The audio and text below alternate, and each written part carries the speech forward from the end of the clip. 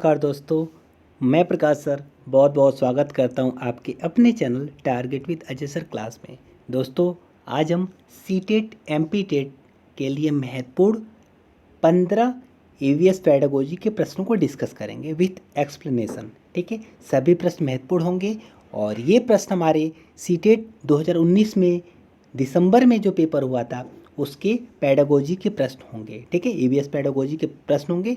सारे प्रश्न महत्वपूर्ण होंगे जो आपके एग्जाम में काफ़ी ज़्यादा हेल्पफुल हो सकते हैं। ठीक है, तो चलेंगे देखते हैं प्रश्न नंबर 1 हमारा क्या है। आगे बढ़ने से पहले जिन दोस्तों ने हमारे चैनल पर पहली बार विजिट किया हुआ है, प्लीज़ चैनल को सब्सक्राइब करें और बेल आइकन को प्रेस करें ताकि सबसे पहले आपको हमारा नोटिफिकेशन मिल सके।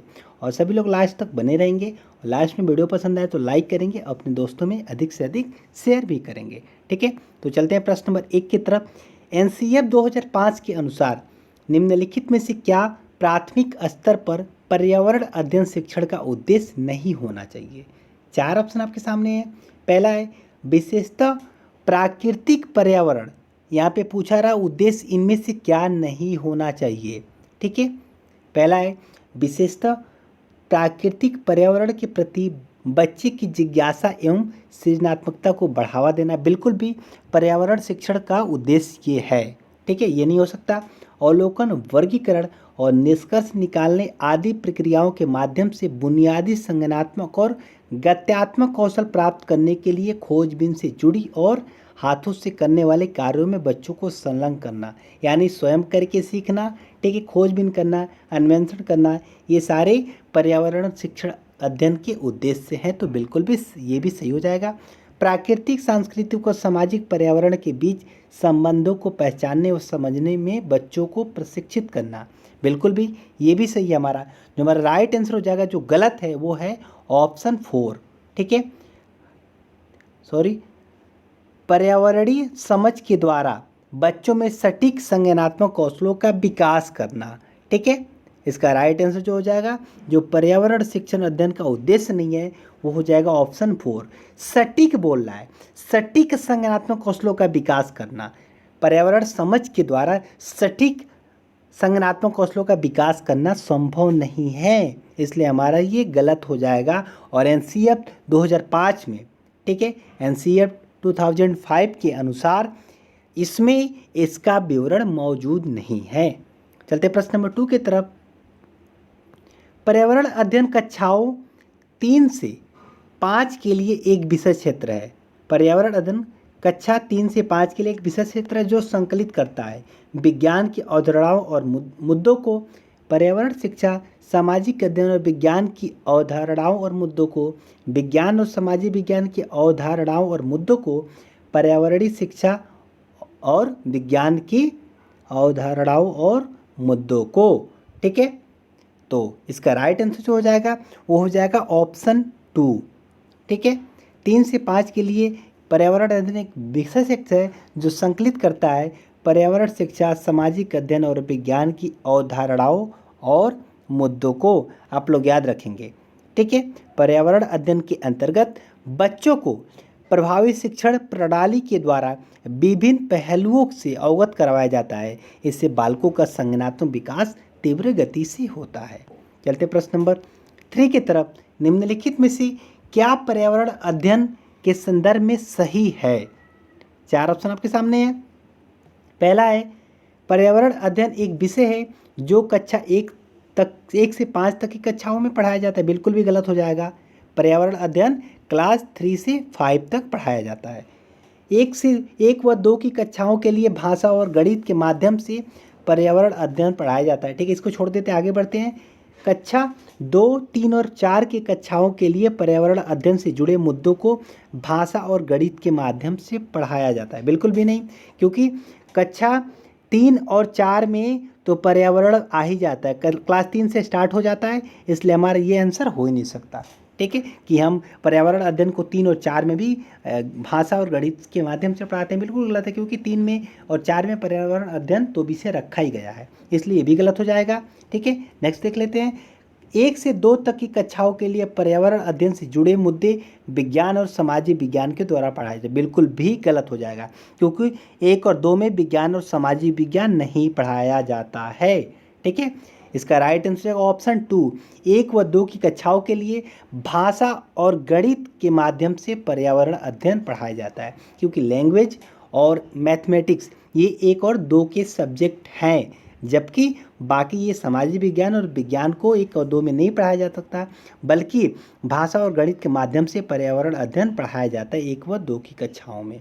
ठीक है, चलते हैं प्रश्न नंबर 4 की तरफ। बच्चों को पर्यावरण अध्ययन को सीखने के लिए खोजने के द्वारा पर्याप्त समय दिया जाता है। यह इंगित करता है कि पर्यावरण अध्ययन याद करके सीखा जाता है, बिल्कुल भी गलत है, आपको रटना नहीं है, याद नहीं करना है। ठीक है, पर्यावरण अध्ययन सूचनाओं के द्वारा सीखा जाता है। पर्यावरण अध्ययन बाल केंद्रित है, पर्यावरण अध्ययन शिक्षक केंद्रित है। एनसीएफ 2005 में कहा गया है कि जो शिक्षा होगी वो बाल केंद्रित होगी, शिक्षक केंद्रित है ही नहीं कुछ भी। ठीक है, बालक को ध्यान में रखते हुए सिलेबस का निर्माण करना चाहिए, उसकी रुचि के अनुसार उसे शिक्षा दी जानी चाहिए। पर्यावरण अध्ययन बाल केंद्रित है, बिल्कुल भी ये सही है। ठीक है, आपसे रिक्वेस्ट है कि अगर आपको वीडियो पसंद आ रहा हो तो प्लीज़ वीडियो को लाइक करें और अपने दोस्तों में अधिक से अधिक शेयर करें। प्लीज़ आप लोग शेयर कर देंगे एक बार। ठीक है, और जो दोस्त चैनल पर पहली बार विजिट करें, चैनल को अगर सब्सक्राइब नहीं किया है तो आप लोग चैनल को जरूर सब्सक्राइब करें और बेल आइकन प्रेस करें, ताकि सबसे पहले हमारा वीडियो आप तक पहुँच सके। चलते हैं नेक्स्ट प्रश्न की तरफ। 5th नंबर प्रश्न है, निम्नलिखित में से कौन सा पर्यावरण अध्ययन पाठ्यक्रम में सुझावित प्रकरणों का उप प्रकरण है? यानी पूछ रहा है कि कौन से थीम में से उप थीम है। ठीक है, यहाँ पे सब थीम पूछा जा रहा है। आपको पता है कि आपके कितने थीम है, तो टोटल पर्यावरण अध्ययन के 6 थीम है और एक थीम के अंतर्गत 4 उप थीम भी, सब थीम भी रखे गए हैं। ठीक है, इसमें से पूछ रहा है कौन सा थीम के सब थीम है। ठीक है, तो आपको पता है परिवार और मित्र आपका मुख्य थीम है। ठीक है, हम चीज़ें कैसे बनाते ये भी हमारा मुख्य थीम है, भोजन भी हमारा मुख्य थीम है, जबकि परिवार और मित्र के अंतर्गत जानवर आते हैं। ठीक है, पेड़ आते हैं, संबंध आते हैं। ठीक है, ये हमारे क्या हो जाएंगे, सब थीम। परिवार और दोस्त या परिवार और मित्र के अंतर्गत पेड़ पौधे आते हैं। ठीक है, जानवर आते हैं और संबंध आते हैं, कार्य और खेल आते हैं। तो 4 हमारा पर्यावरण और परिवार और मित्र के अंतर्गत 4 हमारे सम थीम रखे गए हैं। बाकी 3 हमारे ये थीम है, बाकी जानवर जो हमारा है इसमें ये सम थीम है, यानी उप थीम है, उप प्रकरण है। ठीक है, चलते प्रश्न नंबर 6 की तरफ। सब कुछ मैंने डिटेल में आपको बताया, कई बार पढ़ाया है, इस पर मैंने बहुत फोकस किया है। जब मैंने आपको कंटेंट पढ़ाया हूँ, विषय वस्तु मैंने जब आपको पढ़ाए हैं, एनसीईआरटी पैटर्न मैंने जो आपको पढ़ाया, कम से कम 18-20 वीडियो उस पर बने हुए हैं, आप प्लेलिस्ट से जाकर देख सकते हैं। ठीक है, मैंने अच्छे से नोट्स भी आपको टेलीग्राम पे प्रोवाइड किया। अगर आप टेलीग्राम ज्वाइन कर सकते हैं, टेलीग्राम ज्वाइन करके डाउनलोड करके सर्च करेंगे टारगेट विद अजय सर, आपको लोगो दिख जाएगा, जो यूट्यूब का लोगो है वहीं पे सेम लोगो आपको दिख जाएगा। वहाँ से आप टेलीग्राम ज्वाइन कर लें और आपको सारे PDF मिल जाएंगे। मैंने वहाँ पे नोट्स भी प्रोवाइड किया है, बहुत बढ़िया नोट्स मैंने एनसीईआरटी पैटर्न अपने हैंड राइटिंग में लिख के और वहाँ पे अपलोड किया है, तो आपको नोट्स भी मिल जाएगा। ठीक है, और मैंने हर एक जो भी सब थीम जो भी मैंने कंटेंट के वीडियो बनाए हैं कंटेंट के, वो आपको सारे PDF वहाँ पे मिल जाएंगे। प्लेलिस्ट में आप देख भी सकते हैं, बहुत अच्छे वीडियो हैं सारे, और एक भी प्रश्न आपका बाहर से नहीं आएगा। देख लेते प्रश्न नंबर 6 की तरफ। निम्नलिखित में से क्या पर्यावरण अध्ययन के शिक्षक के लिए वांछनीय गतिविधि है? विभिन्न कक्षाओं के बहुसांस्कृतिक क्षेत्रों को संबोधित करना, पर्यावरण अध्ययन की अवधारणाओं से संबंधित महत्वपूर्ण सूचनाओं को बच्चों को देने के लिए प्रेरित करना, पर्यावरण अध्ययन के 6 प्रकरणों का रेखीय आयोजन करना, या केवल पाठ्य पुस्तकों पर आश्रित रहना। वांछनीय गतिविधि, पाठ्य पुस्तकों पर आश्रित रहना बिल्कुल भी गलत हो जाएगा। पर्यावरण अध्ययन के 6 प्रकरणों को रेखीय आयोजन करना बिल्कुल भी गलत हो जाएगा। ठीक है, पर्यावरण अध्ययन की अवधारणाओं से संबंधित महत्वपूर्ण सूचनाओं को बच्चों को देने के लिए प्रेरित करना। ठीक है, ये भी हमारा बेटर ऑप्शन नहीं है। जो हमारा बेटर ऑप्शन है, कहीं ना कहीं 2 सही हो सकता था, लेकिन बेटर हमारा ऑप्शन इसमें होगा पर्यावरण अध्ययन के शिक्षक के लिए वांछनीय गतिविधि, यहाँ पे पूछा जा रहा है। तो शिक्षक के लिए जो यहाँ पे अगर बच्चों के लिए पूछा जाता तो ये ऑप्शन सही हो जाता, लेकिन शिक्षक के लिए पूछा जा रहा है तो विभिन्न कक्षाओं के बहुत सांस्कृतिक क्षेत्रों को संबोधित करना इसका राइट आंसर हो जाएगा। ठीक है, चलते हैं प्रश्न नंबर 7 की तरफ। निम्नलिखित में से क्या पर्यावरण अध्ययन में बच्चों के द्वारा ज्ञान की रचना में महत्वपूर्ण है? बच्चों का सक्रिय भाग लेना, बच्चों के समुदाय के सदस्य, पर्यावरण अध्ययन की पाठ्य पुस्तकें या पर्यावरण अध्ययन की पाठ्य पुस्तक में दी गई व्याख्या और परिभाषा। ठीक है, यहाँ पे पूछा जा रहा है दोस्तों, यहाँ पे पूछा जा रहा है कि पर्यावरण अध्ययन, ठीक है, क्या पर्यावरण अध्ययन में बच्चों के द्वारा ज्ञान की रचना में महत्वपूर्ण है? बच्चों के द्वारा ज्ञान की रचना में क्या महत्वपूर्ण है? तो बच्चों का सक्रिय भाग लेना बिल्कुल भी महत्वपूर्ण हो जाएगा। ठीक है, बच्चों के समुदाय के सदस्य बिल्कुल भी महत्वपूर्ण हो जाएगा। पर्यावरण अध्ययन की पाठ्य पुस्तकें, ठीक है, ये भी महत्वपूर्ण हो जाएगा। पर्यावरण अध्ययन की पाठ्य पुस्तक में दी गई व्याख्या और परिभाषा, ठीक है, ये गलत हो जाएगा। डी गलत है तो आपको पहले 3rd नंबर ऑप्शन कट कर देना है।